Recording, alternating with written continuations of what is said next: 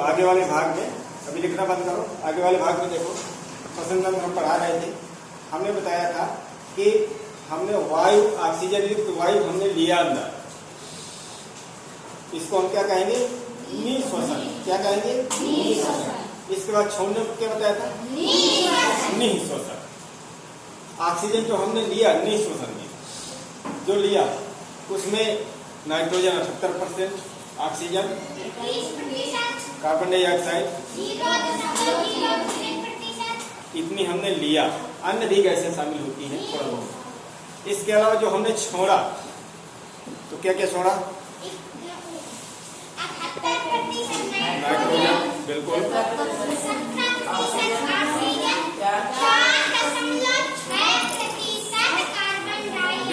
बिल्कुल बिल्कुल। यानी 21% हमने ऑक्सीजन लिया और 17% हमने छोड़ा, 4% का उपयोग हम कर पाए। उसी की कहानी देखो, श्वसन मार्ग देखो। श्वसन मार्ग क्या होता है कि वायु जिस मार्ग से हमारे फेफड़ों तक पहुंचेगी, वायु जिस मार्ग से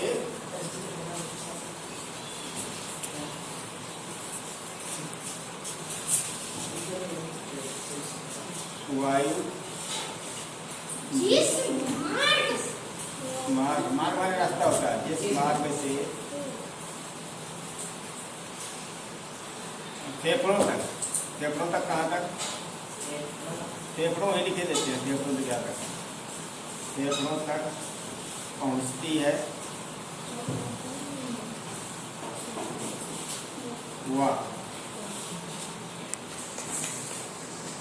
वापस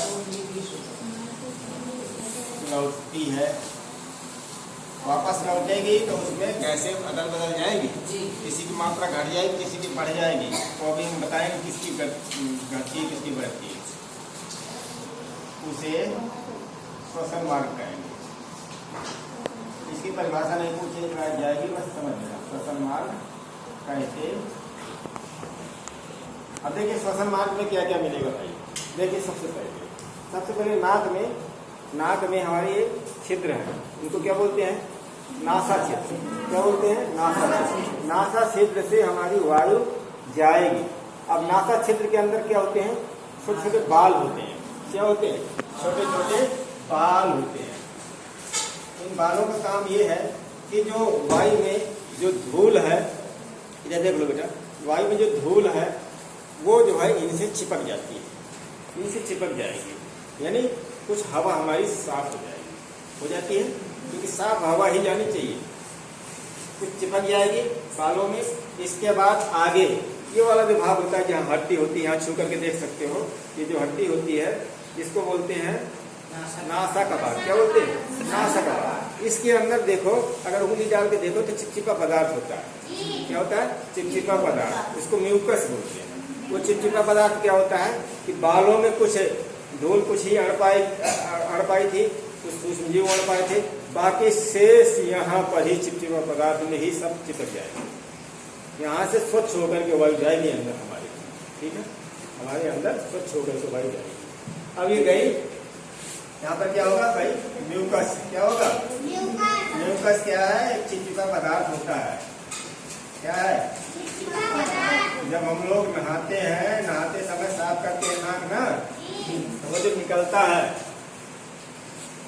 ज्यादातर काले कलर का बुजुर्ग टाइप का होता है ना, साफ स्वच्छ नहीं होता वो गंदगी है। उसमें सूक्ष्म जीव भी मिले हुए हैं, उसमें धूल के कण भी है, वो इकट्ठा हो जाता है, छिगाते हैं नाक से नहीं। हाँ, तो वो चिपचिपा पदार्थ इससे चिपका लेता है। और इसके बाद ग्रसनी में पहुंचेगी हवा। ग्रसनी से स्वरयंत्र क्या? ये इधर दाबोगे ना, इधर ज्यादा दाब दिए तो आवाज निकलना बंद हो जाएगी, बोल नहीं पाओगे। यहाँ स्वरयंत्र होते हैं, ठीक है। स्वरयंत्र से होते हुए इसके बाद पहुंचेगी श्वसन नली। कहाँ पहुंचेगी? श्वसन नली। स्वरयंत्र यही आ जाएगा बीच में, यही आ जाएगा, ठीक है। श्वसन नली के बाद में अब देखो, अब ये तुम्हारा दो भागों में बढ़ जाएगी श्वसन नली। ये जो दो भागों में बढ़ गए इसको बोलेंगे ब्रांकाई। क्या बोलेंगे? ब्रांकाई। इसके बाद इनको भी देखो, ये भी खंड में बढ़ रही है, कई खंडों में, इनको बोलते हैं ब्रांकियोलिस। क्या बोलते हैं? ब्रांकियोलिस। इसके बाद सबसे लास्ट में ये गुच्छा की तरह जो संरचनाएं दिख रही हैं, ये है वायु कूटिकाएं। ये है, इसमें भी देखो सेम होती हैं, ठीक है। ये है वायु कूटिकाएं। क्या है? वायु कूटिकाएं। ये जो हवा जो जा रही है ना, वायु कूटिकाओं तक पहुंची, वायु कूटिकाओं में ही यहीं तक एयर जाएगी, हवा जाएगी। जो हवा हमने लिया था, नाइट्रोजन, ऑक्सीजन, कार्बन डाइऑक्साइड, अन्य गैसें, तो हमें यहाँ पर मतलब श्वसन में मतलब सिर्फ ऑक्सीजन का होता है। कौन सी गैस की सहायता से हम लोग श्वसन क्रिया करते हैं? ऑक्सीजन। जाति कई है, जाति कई है, लेकिन उनसे मतलब नहीं, हमें ऑक्सीजन से मतलब है।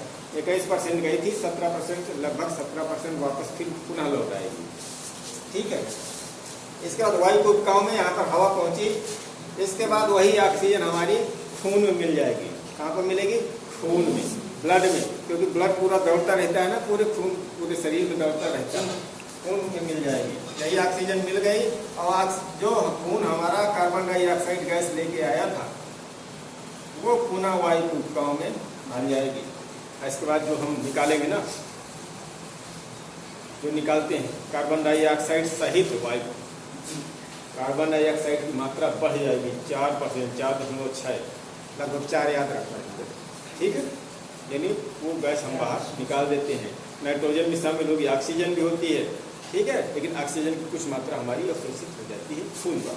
खून में कौन अवशोषित करता है भाई? हमारे खून का रंग जो होता है, खून होता है, जो रक्त होता है, इसी को कहते हैं।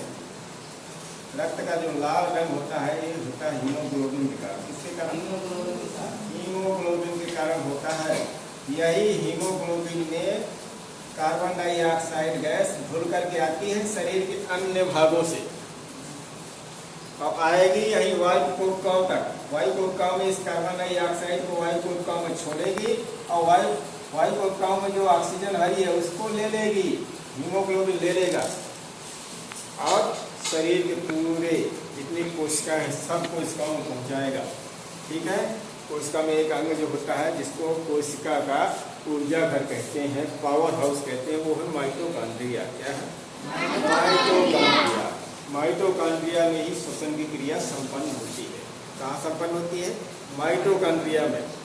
वहीं पर जो हमारा कार्बोहाइड्रेट होता है, पाचन तंत्र में पढ़ाए थे कि जटिल कार्बोहाइड्रेट सरल कार्बोहाइड्रेट रूप में टूटता है, तो सरल रूप है जो ग्लूकोज के साथ में ऑक्सीजन, वही ऑक्सीजन जो वायु कूटिकाओं से लेके खून आया है, वही मिल करके उसको तोड़ देती है ग्लूकोज को, और उससे क्या निकलेगी? कार्बन डाइऑक्साइड गैस, जल और ऊर्जा, ताकत, है ना, ऊष्मा, ऊर्जा।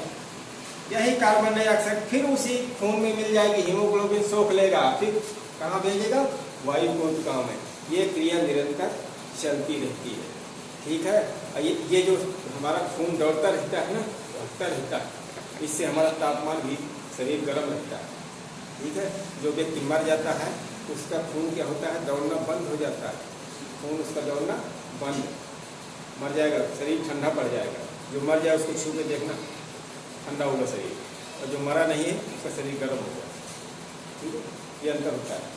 यहाँ पर समझो, भोजन और वायु का मार्ग एक ही होता है,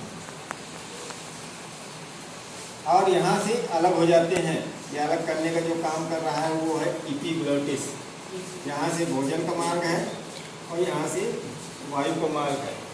ये क्रिया लगातार हमारे शरीर में चलती रहेगी। जब खाते रहते हैं तभी श्वसन क्रिया हो रही है।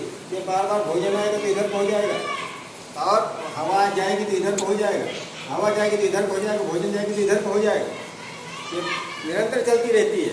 तो एपिग्लोटिस का नियंत्रण हमारा दिमाग करता है, मस्तिष्क करता है।